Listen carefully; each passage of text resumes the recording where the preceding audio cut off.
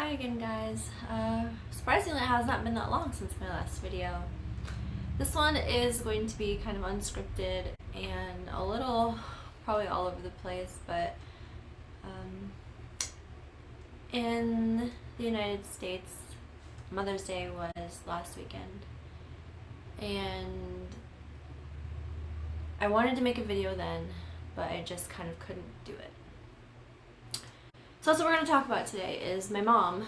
I've had a couple of people message me privately regarding her diagnosis and how things kind of played out. And while I've talked about that before to an extent, I never went into a lot of detail about things. So that's what I'm going to be talking about today. So if you don't want to hear about that, I get it. Alright, so to start off, my mom was 54 when she was diagnosed with stage 4 invasive ductal carcinoma. It was hormone receptor positive estrogen and progesterone, which originally we were told was good. And now a stage 4 diagnosis is never good. And I do feel that we were misled in believing that my mom's odds were better than they actually were. So stage 4 diagnosis, it was originally just in her spine in a couple of places and her shoulder blade, as far as we were told. No major organs, nothing like that. So we're thinking, okay, cool, just in the bones. The doctor told us chemo will get rid of it, no problem. You'll be fine. We believed the doctor. And unfortunately, that doctor oversold. She did her, I believe it was 6 rounds of Taxotere, Adriamycin, and Cytoxan. She'd do it 1 week and then she would have 2 weeks off and then do it again. I believe for 6 total treatments. So that put her, she was diagnosed actually around my birthday, so she was diagnosed originally with the cancer in April and she started her first treatment in the beginning of May. So that put her into summer finishing. She was doing really well. Actually, the cancer went from being roughly the size of a golf ball down to the size of a pea, just with the chemotherapy. And we were all so excited because we thought, wow, that's got to be a great sign. And it was for a while. Come November, she has her mastectomy. She chose not to do bilateral. She just had the affected breast removed. And again, healed perfectly. It went really, really well. We were all so excited. For the next 2 years, almost 2 years, she did really, really well. She didn't seem to have any issues. Her numbers were always really good. When I say numbers, I mean her tumor markers, where they test your calcium, albumin, things like that to determine if there is active cancer in your body. Again, her doctor relied heavily on those numbers and emphasized that if the numbers were good, she's good. And unfortunately, we learned that is not always the case. Please don't rely on your numbers alone. Please do your scans as you're supposed to. Even if you're doing well, please just do your scans, because a few months make such a difference with cancer, especially aggressive cancer. So she did really, really well. We never ever thought anything like this was going to happen. Just, it wasn't a thought in any of our heads by any means. So she was diagnosed in April of 2017 and was doing really well until March, the end of March of 2019, when she began to very suddenly get very, very dizzy and was vomiting regularly. Pretty much, she said anytime she would turn her head, I think, to the right, her tumor was on the left side, but when she would turn her head to the right, she would get really dizzy and end up being sick. She went to her doctor, her GP, and they told her it was just vertigo, and they thought it would go away. After a couple weeks, it didn't. So then they referred her to a physical therapist who was doing some maneuver to try to reset the calcium crystals in her ears or something, and my mom thought that was helping, but I think it was a placebo effect. And during this, so more time is passing. During this time, she sees her oncologist twice. both times explaining her symptoms, telling her what's going on, and is told she's just dehydrated. She just needs fluids. Which really makes me very angry. In retrospect, very, very angry. And then finally, one day, my dad decides he can't take seeing that anymore. He can't take her going through that anymore, and tells her he's taking her to the ER.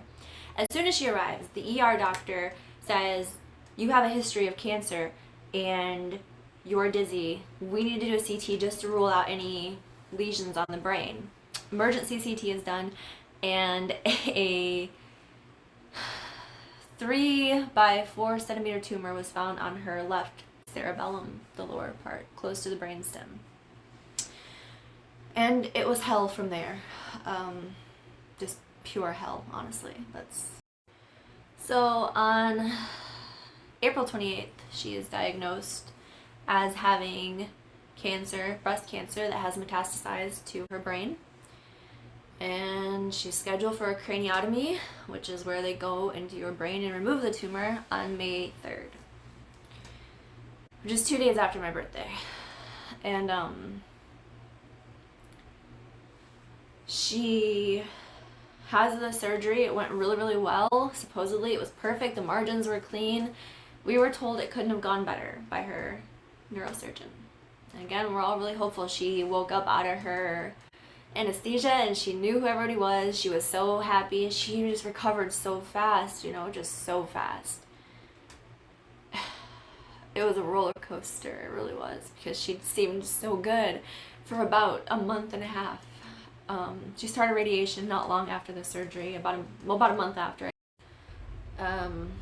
Sometime in the beginning of June, she starts her radiation. She receives 5 radiation treatments, finishes it, rings the bell. She's still doing okay, but at this point I noticed tremors in her hands, really, really, really bad, like just shaking so bad she could hardly write, and I thought that was really strange. And she was also once in a while, again, getting a little wobbly. She said she wasn't dizzy, but she was vomiting again, randomly, with no pain, nothing. So I told her to please schedule an MRI, just to make sure everything was okay. She did that. They saw some lesions again on her brain, and they said that they were either cancer or necrotic tissue from the radiation. And obviously, honestly, that's what we were hoping for, necrotic tissue that would eventually heal or kind of just stop causing a problem. They also, because of her symptoms and everything, opted to do a spinal tap to check her cerebrospinal fluid for cancer cells. And unfortunately that came back positive, which meant leptomeningeal disease, which is the absolute worst case scenario. That was on July 16th of 2019.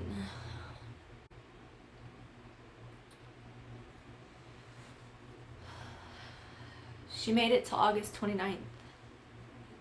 And that was it. That's all we got.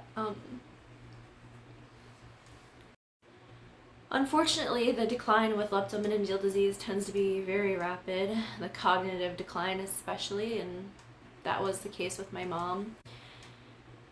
On July 22nd, I believe, she had her first treatment of intrathecal methotrexate, which is where they administer that chemotherapy via a spinal tap. She did not respond well to that. She became instantly confused. She became stumbly, even more so, and she was violently ill. It was not a good time. And not long after that is when things just really, really went downhill very quickly. She ended up in the hospital maybe a week after that and spent 2 weeks there, where things continued to decline no matter what they tried. They did an Ommaya reservoir to access her brain. Basically, they can use it to administer chemotherapy as well as withdraw some cerebrospinal fluid to try to alleviate the symptoms of hydrocephalus, which is just fluid buildup in the brain. It never seemed to me to make any difference, to be honest with you. I wish I could say that they withdrew the spinal fluid and she came back at least a little bit, but honestly, I noticed absolutely no change. So that's the case with her. I can't speak for everybody, but that's how it was for my mom. She was in the hospital for about 2 weeks. We brought her home. This point is the beginning of August. First, maybe middle of the first week or so of August. And again, at first, like, she seemed to improve a little bit, and I assume it's just because she was home, but she didn't know where she was, so maybe that was just wishful thinking at the time, thinking she was getting better. My mom experienced a lot of sundowners. If you're unaware, leptomeningeal disease essentially can cause a form or something like Alzheimer's, and in my mom's case it did. At night her symptoms would get drastically worse. Her confusion was significantly worse. That at one point ended up with another trip to the ER because we were scared and didn't understand what was happening, and really nothing came of that. She spent, I think, another few days in a different hospital, and it was kind of for nothing. But that was where they told us in no uncertain terms that she didn't have long left. So we hadn't been told that really before, not directly. So it was something I knew, but it was something that a lot of my family had yet to understand or come to terms with. There's no coming to terms with it, but to understand, to see as a possibility. We took her back home, and I think at the hospital there they gave us, maybe another month or so. I believe we got another week and a half, 2 weeks maybe at most. And her cognitive decline just kept going until she was unable to speak at all. I don't think she necessarily recognized us sometimes. But, it's weird because through all that, she was in good spirits. Like, when she could still talk, it was kind of, it didn't make sense. It was kind of babbling almost. But it was funny stuff. And once in a while, she would say things that were so her, and you're just like, you should think, like, in all that bad, you're so thankful for that. Like, so thankful. Those little moments mean the world. And in my case, the last logical thing my mom said to me was it was her first couple of nights at home. I'm not sure if it was the first night or just one of the first few, but I was staying the night with her, and I was sleeping. Her hospital bed was in the living room, and I was sleeping on the couch. So her bed was like here, and the couch was right here. So I was up against her bed sleeping, and she rolled over and she looked at me and she said, "Hey, baby," and I said, "Hey, Mom." She said, "What are you doing?"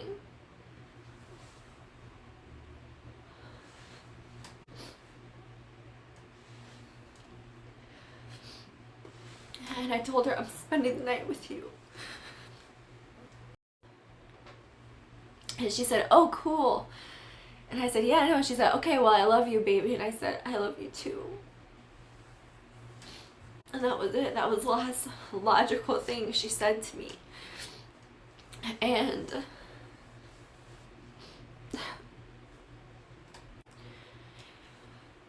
I'm so grateful that I was there that night, and that I slept beside her, and that she knew who I was. Anybody who knows my mom, knew my mom, she rarely called me by my name. I don't know the last time actually that I heard my mom say Tiffany, because she had so many nicknames for me. Even through all that, she called me by my nicknames, not my name. But I was so grateful for that moment. It was painful, but I was grateful. So, and she just made jokes, when she was with it, she made jokes. And she loved to joke around, so that was nice. There were these, like, sweet, funny moments mixed in with, like, all this heartbreak. And I'm grateful for that. But she ended up passing away at 11:13 p.m. on August 29th. And it was so traumatic going through all of that with her, seeing her go through that. And you just want to take it all away. You want to take it. You'd rather be you. but you can't. All you can do is be there. And that's so important, and it's so hard to be there, but you have to. You have to be there for you. And you need to be there for them. They need you there. And if it were you, my mom would have been there if it was me. So I had to be there. I wanted to be there, and I didn't want to be there. All of this to say, leptomeningeal disease has so many symptoms, and it's so... it's not well known by so many oncologists. Or they've heard of it, but they've never treated it. Or even if they've treated it, it was once. My mom's oncologist had treated it once, like 20 years ago or something. And she offered nothing to us. She offered us nothing, no information, nothing. And we had no idea what to do. We had no idea where to turn. We just knew nothing. Everything that I got was from the internet. And you know what? It ended up being right. I only looked at medical journals, honestly, with so much medical jargon that like my head was spinning. But it helped me understand what was happening, and it helped me know what was coming. And as hard as it was, I needed that. So I just hope that my videos on this can... I just hope it can help anybody understand the gravity and the reality of leptomeningeal disease. I hope that it can spread awareness that this exists and that it is too common.